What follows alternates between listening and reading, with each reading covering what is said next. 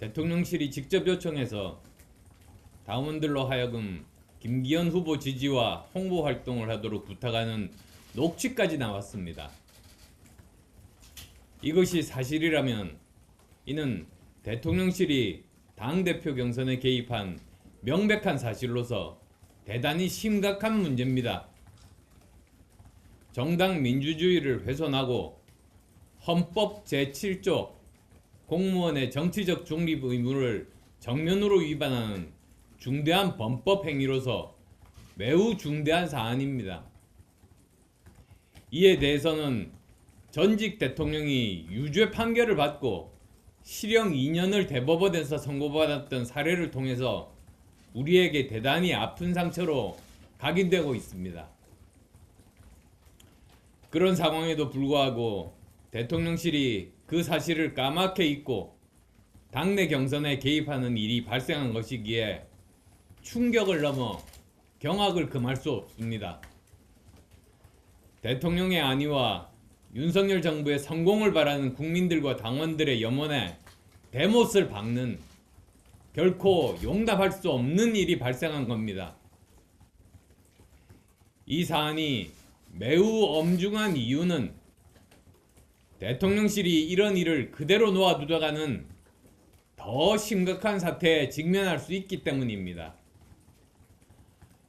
대통령실이 전당대회에 개입한다면 내년 총선에서도 개입할 수 있음을 보여주는 것입니다.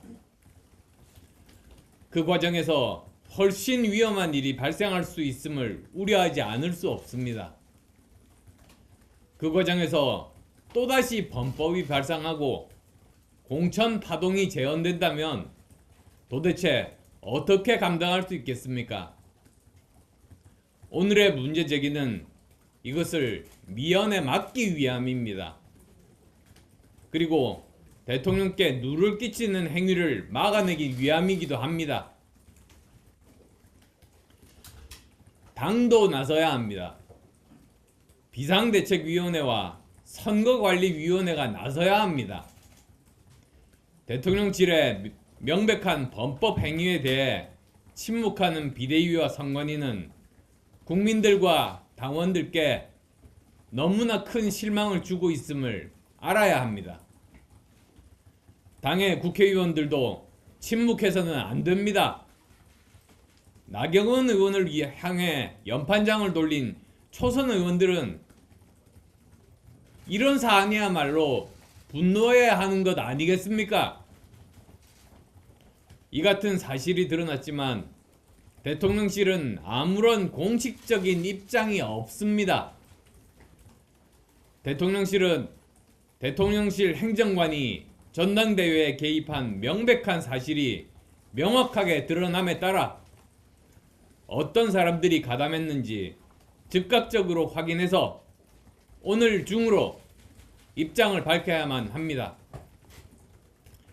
이에 대해 대통령실은 국민들께 다음의 사항에 대답해야 할 의무가 있습니다. 첫째, 누구의 지시였는가? 둘째, 어떤 사람들이 몇 명이나 어떻게 가담했는가?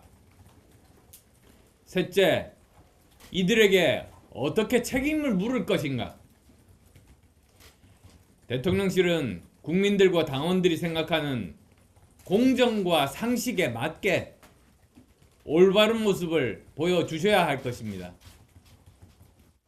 오늘 중으로 그에 대한 분명한 답변을 내놓지 않는다면 법적인 조치가 뒤따를 수밖에 없을 것입니다.